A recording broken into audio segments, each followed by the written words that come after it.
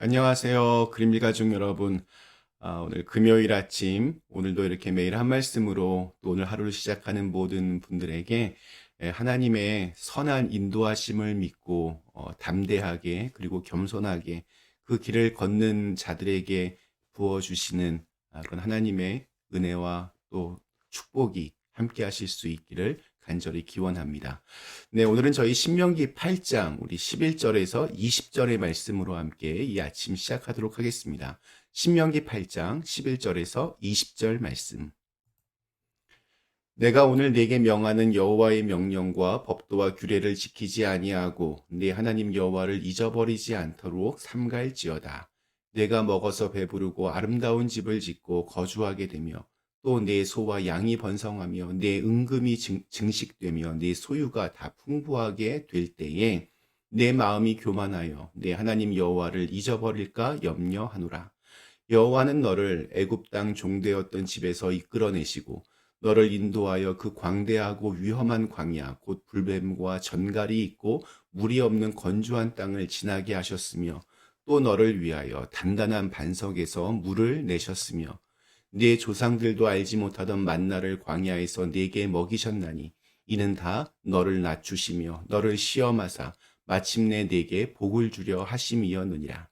그러나 네가 마음에 이르기를 내 능력과 내 손의 힘으로 내가 이 재물을 얻었다 말할 것이라. 네 하나님 여호와를 기억하라. 그가 네게 재물 얻을 능력을 주셨음이라. 이같이 하심은 네 조상들에게 맹세하신 언약을 오늘과 같이 이루려 하심이니라. 네가 만일 네 하나님 여호와를 잊어버리고 다른 신들을 따라 그들을 섬기며 그들에게 절하면 내가 너희에게 증거하노니 너희가 반드시 멸망할 것이라. 여호와께서 너희 앞에서 멸망시키신 민족들 같이 너희도 멸망하리니 이는 너희가 너희 하나님 여호와의 소리를 청종하지 아니함이니라. 아멘. 네, 저희 어제 읽은 말씀에서는 훈련과 시험과 징계의 장소로서의 광야를 묵상했습니다. 오늘은 겉으로는 풍요로워 보이지만 영혼의 갈증을 경험케 하는 그러한 광야입니다. 광야에서 가장 중요한 것은 주님의 길을 따라가는 것입니다. 날마다 주님의 말씀을 내 발의 등이요 빛으로 삼아 살아가는 것이야말로 광야에서 승리하는 비결이라고 그렇게 말씀하셨습니다. 애굽에서 출애굽하여 40년 동안 갖은 고생을 하다가 이제 들어가게 되는 가나안. 그러나 이 땅에서의 가나안은 영원한 안식처가 아닙니다. 참된 안식은 주님이 오셔야 누릴 수 있습니다. 이 땅에서의 가나안은 여전히 광야입니다. 이 광야의 이름은 풍요의 광야입니다. 하나님은 이 광야를 이들에게 선물로 주시면서 염려하십니다. 우리 12절에서 14절의 말씀은 하나님의 그리고 모세의 염려가 무엇인지를 우리에게 알려줍니다. 내가 먹어서 배부르고 아름다운 집을 짓고 거주하게 되며 또 내 소와 양이 번성하며 내 은금이 증식되며 내 소유가 다 풍부하게 될 때에 내 마음이 교만하여 내 하나님 여호와를 잊어버릴까 염려하노라. 성경은 그들이 가나안에서 누리게 될 물질적인 번영과 풍요로움이 진정한 축복이 아니라고 단호하게 말합니다. 그들에게 선물로 주신 가나안은 양날의 검과 같습니다. 그래서 하나님은 염려하십니다. 아버지의 마음으로 그들이 가나안의 풍요에 길들여져서 하나님이 주시려는 진정한 복을 외면할까 봐 그래서 염려하십니다. 고난의 광야에서 우리는 힘들게 훈련을 거듭하여 풍요의 광야에 이르게 됩니다.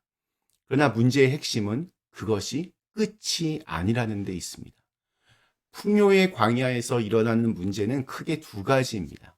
첫째는 하나님의 은혜를 잊어버리는 것입니다. 광야에서 매일 아침마다 내리는 만나를 먹던 시절에 그 만나가 사람이 떡으로만 사는 것이 아니라 하나님의 말씀으로 살아야 한다는 것을 경험적으로 이렇게 배우고 알았는데 그 말씀의 원리를 풍요의 시대가 찾아오면 잊어버리는 것이 바로 하나님의 염려입니다.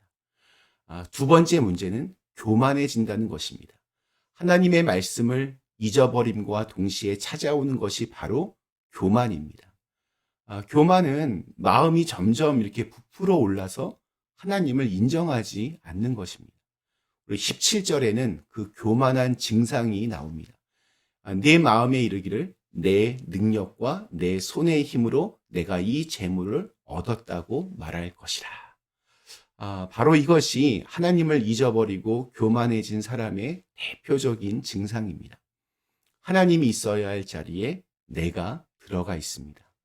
그럴 때 하나님의 은혜에 대한 감사는 사라져버리고 내가 인생의 주인이 되어서 끝없는 욕망과 욕심의 노예가 되어서 결국에는 세상에서도 부끄러운 모습으로 살아가게 되는 그런 비참한 결말을 맞이하게 됩니다. 그런데 참 이상합니다.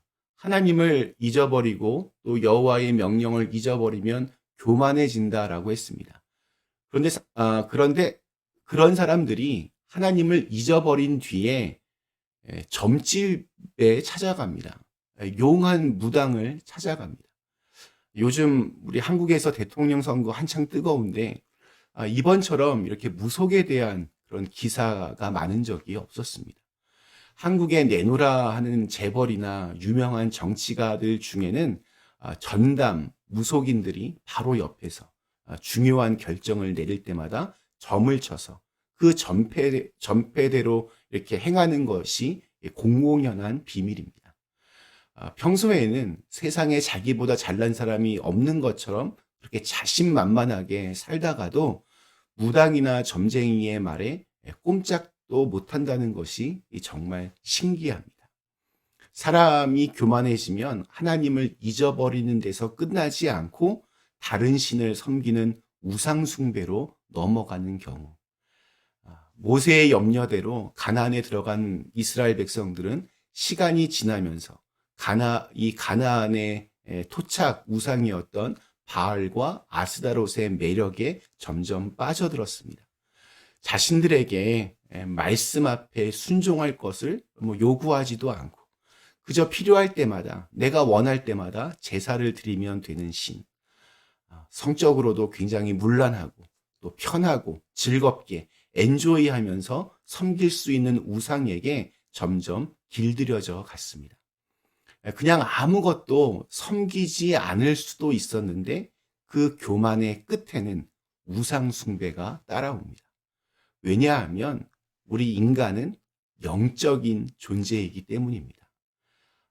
원래 하나님께서 사람을 창조하실 때 이렇게 영적인 존재로 지으셨습니다.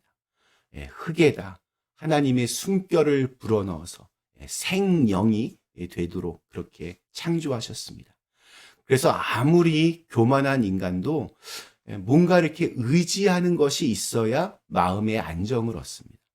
하나님을 잊어버린 사람은 결국 우상을 찾게 되고 그 우상 숭배의 결론은 하나님의 준엄한 심판 그리고 멸망입니다.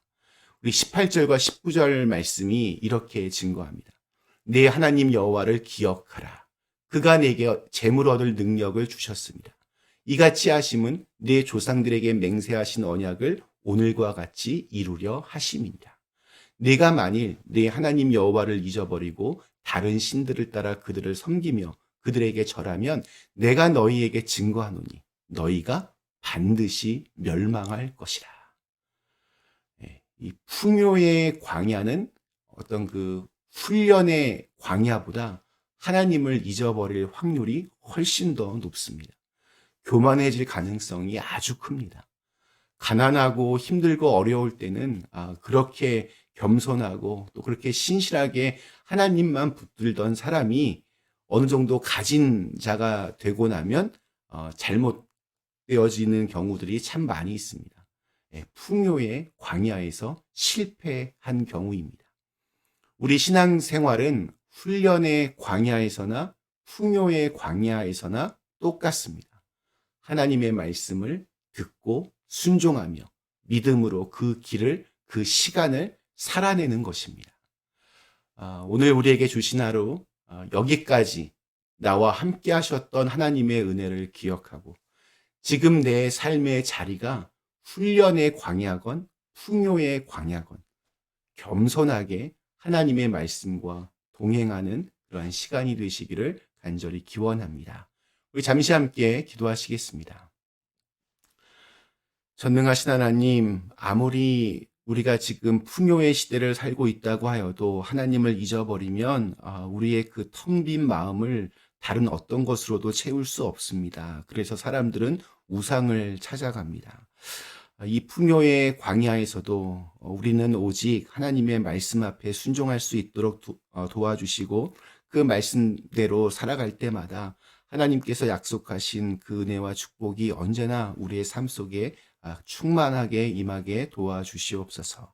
예수님의 이름으로 간절히 기도드리옵나이다. 아멘.